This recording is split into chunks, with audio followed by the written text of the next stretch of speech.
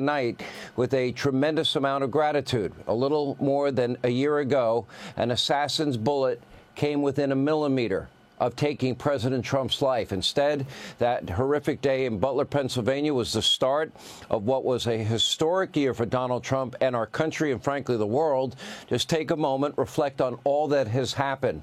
Trump eviscerated the left's lawfare, and that's only beginning, and we have an investigative report tonight. He got elected president again, this time by a wide electoral margin, winning all swing states and the popular vote. And as president, his policies and actions have been a monumental success. Our border is now secure. Criminal illegals are being deported in record numbers. Inflation is finally under control. Our economy is beginning to boom. You see it at the pump. Gas prices are at 5-year lows. And the U.S. federal government, they just posted their first monthly surplus in over 20 years. And meanwhile, Congress passed the largest tax cuts in American history, and families and working men and women are the biggest beneficiaries. No tax on tips and overtime. It is now the law of the land. We are also on a path towards energy dominance, and a nuclear-armed Iran that has been dismantled. What a difference 1 year and 1 millimeter can make. And we are not officially at the 6-month mark of Donald Trump being president for now the second time. Unfortunately, we are still dealing with many of the threats that were left behind from the last administration. ICE is working around the clock to identify, locate, deport violent criminals. That includes murderers, rapists, other violent criminals, and known terrorists in our country, Iranian assassination squads in our country, cartel members, gang members, drug dealers, all in our country. On top of all of this, breaking tonight, extremists in Iran have reportedly raised a whopping $40 million as a reward for assassinating President Trump. This all because Joe and Kamala and Mayorkas, they all lied to us for 4 years. They said the border was closed, but they allowed millions and millions of unvetted illegal immigrants from over 200 countries, including countries with terror ties, into our country. The task ahead is monumental. The good news is a lot of progress is being made, but it's going to be hard. Thousands of criminal illegal aliens are now taken into ICE custody every week. There was a raid at a California marijuana farm that resulted in the arrest of more than 300 illegal immigrants. Among those detained were 10 exploited minors working at the marijuana farm. What do we call that? Oh, that's right, child abuse, alongside a notorious sex predator from Mexico. And now the left, they are up in arms. Not because of that. Not because Joe Biden allowed violent predators to cross into our country unvetted, and then lost track of literally hundreds of thousands of unaccompanied minors, but because ICE is now detaining criminals and rescuing these children, by the way.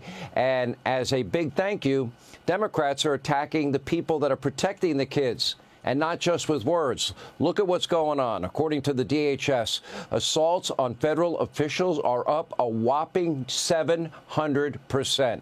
A lot of these agents are being set up. These agents get attacked now almost every single day. It is underreported. Let's look at this timeline. July 2nd, a man repeatedly ramming an ICE vehicle with his car in California. July 4th, a group of far-left extremists attacking an ICE detention facility in Texas.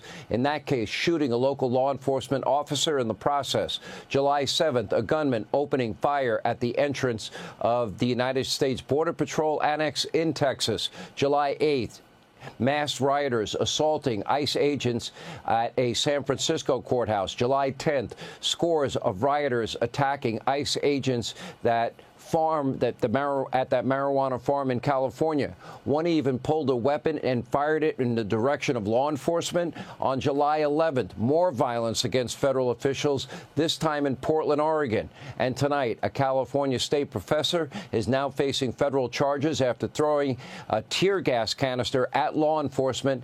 And we could pretty much go on for the rest of the hour, on and on and on. Make no mistake, there is a huge violence problem on the left, but instead of supporting federal officials, instead of recognizing the Constitution, which, of course, gives the authority and jurisdiction to the feds in this particular case. It's called the Supremacy Clause. Democrats, they only add fuel to the fire.